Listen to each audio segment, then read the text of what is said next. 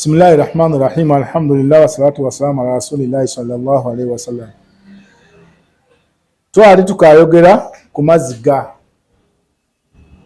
gowandyesa ag'ebisiraani ag'ebizibu nga singa omuntu atoneza eziga eryo liba lijja kukola bubi Sseruganda bamwana Nazaali. Twakoba damuatul madhulum, eziga ly'omuntu alyazamanyizibwa. Abalyazamanya beeyagala n'okweyagala,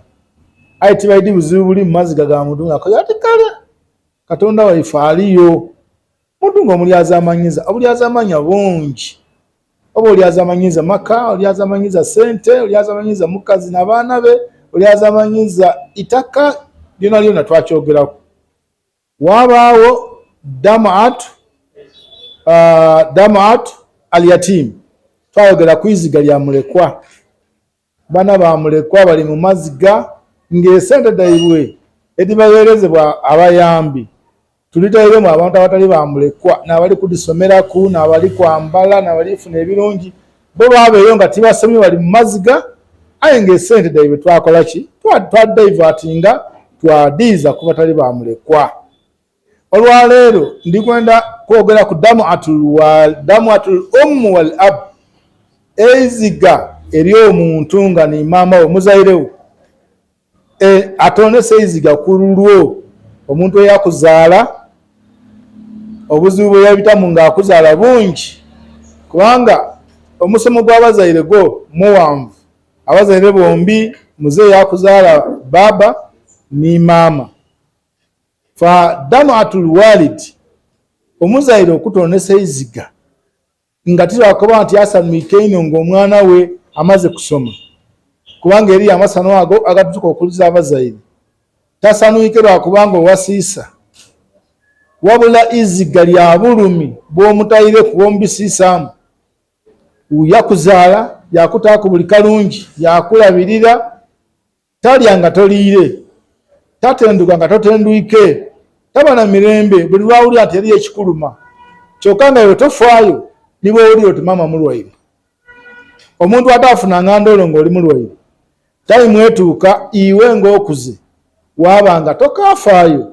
nga bakukobere bulungi nti muna maama omulwaire yatukobe tukukobere. Eri abantu abali batyo wallahi nga bali mu kibuga bali ni bana be baseka, yeyagala n'abakyala be na mikwano gye, bwe bamukoba ati maama mulwaire, abandi ayiramu n'ekigambo kyoyinza okweta astagfirullah, yakuba ati aha kati nkole ki, maama azeeyiike era ateekwa kulwala. Abantu abandi bayiramu batyo, yayiramu ebigambo ebyo. Kati ono gw'otumye ekigambo ekyo bakiyizayo eri maama, era olijja kuba iziga. Asobola okulira amaziga yagatonesa ku lugoye lwe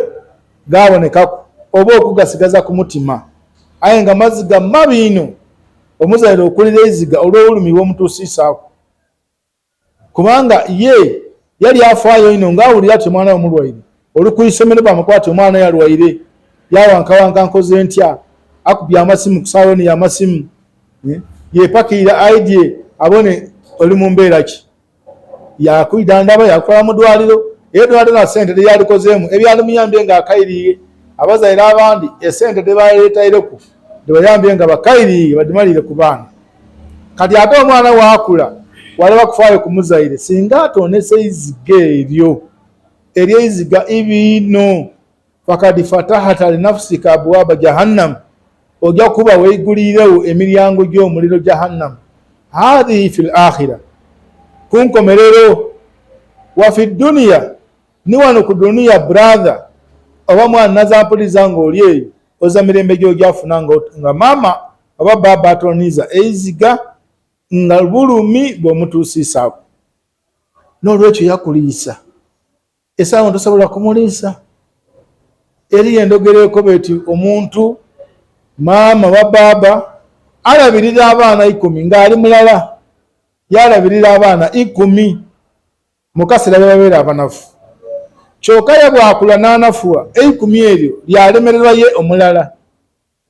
Weewuunya ekigambo ekyo, yali mulala yalabirira 10, imwe muli 10 mulemererwa okulabirira ki okulabirira ye omulala n'olwekyo era n'eziga eryokusatu mu maziga agayirira mu kigambo ekyo damu atul madhulum eziga ly'omuntu ali azamanyizibwa twalyogerako era buli ali wano ngwena gwe wali azamanya n'akulirira eziga lyatoona oba yalireka mu mutima ng'okiidi kubanga abaali azamanya kikulumiriza era ng'okiidi aye abandi otyo okwirayo gwe wali azamanya olw'ensoni Seruganda tayala ensoni olimuke misinde osangula eziga ly'omuntu oyo damu atul yatim mulekwa omuntu wali kunimulekwa mbakobye nti bamulekwa tuba nabo kyokka twabalekerera twajja twatula sente daibwe twadita ku bantu abatali bamulekwa olw'okubanga nabajja osobola otuwaayo akasente nga ife mu administration damu atul walid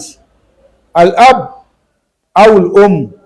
eiziga ly'omuzaire bana oba omuzaire yabaire baba oba abaire maama mulina okulyegendereza ino tulagirwa kugondera abantu abo n'olwekyo singa aba alina kyayenze alina kyakwetaazeeku bw'oba olina lumukambiro ale tulekera awo okubalinda okusaba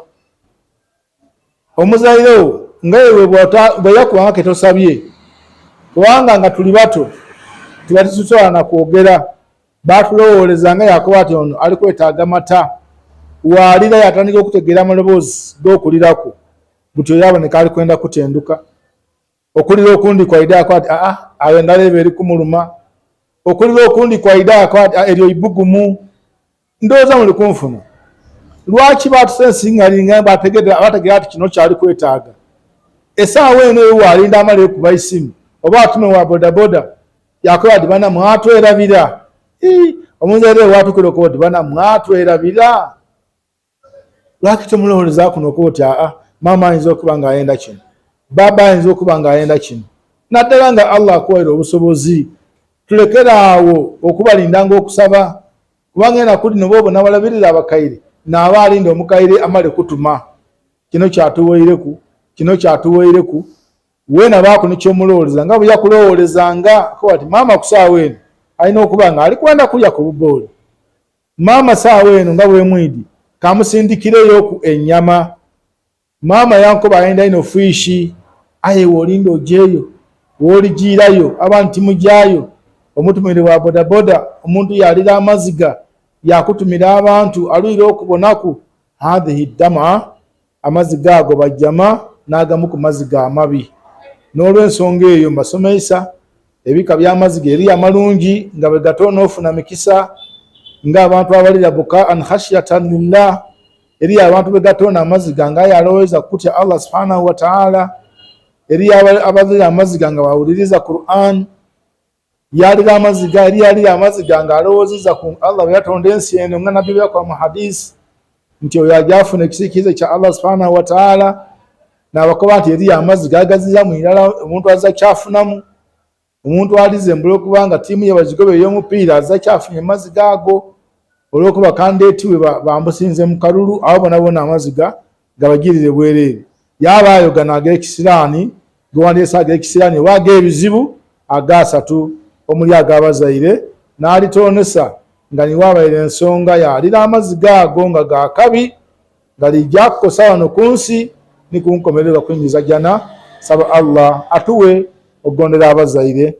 abatufaaku Allah abasaasire abakaali abalamu Allah abakuume Allah tukusaba tutaba nsonga tatufuula nsonga ey'okuliza abantu ku nsi kuno amaziga nga tubalyaza amanyiza oba nga tuwulire sendebe nga bamulekwa oba okuba nga tubakosiisa nga abazaire subhanaka Allahumma bihamdika ashhadu an la ilaha illa ant astaghfiruka wa atubu ilaik. Assalamu alaikum wa rahmatullahi wa barakatuh.